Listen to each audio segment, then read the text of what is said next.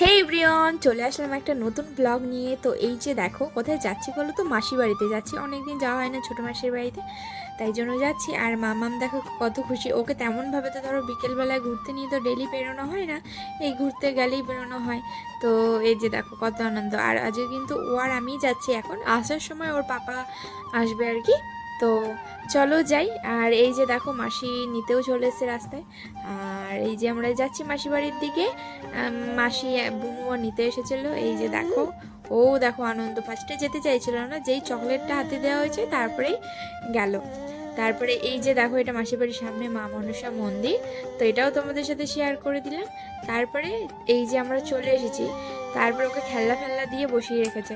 তো ওর তো একটা খেলনা খুব একটা বেশি ভালো লাগে না, তো ওই যতক্ষণ খেলে।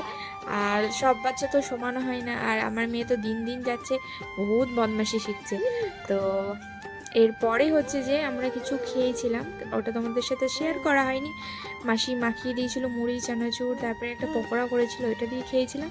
তারপরে এই যে দেখো বুনুর কোলে, মানে ও তো কিছুতেই উঠবে না, মানে ওর হয় মাসিমণি আর আমার বুনু হয়, তো ও তো কিছুতেই এক জায়গায় বসবে না। আর রাতে ডিনারে দেখো মাসি লুচি, আলুর দম আর সুজি করেছিল, তো এটাই খেয়েছিলাম। আর মাম্মাকে পায়েসও করে দিয়েছিল। তো চলো টাটা, আবার দেখা হচ্ছে নেক্সট কোনো ভিডিওতে।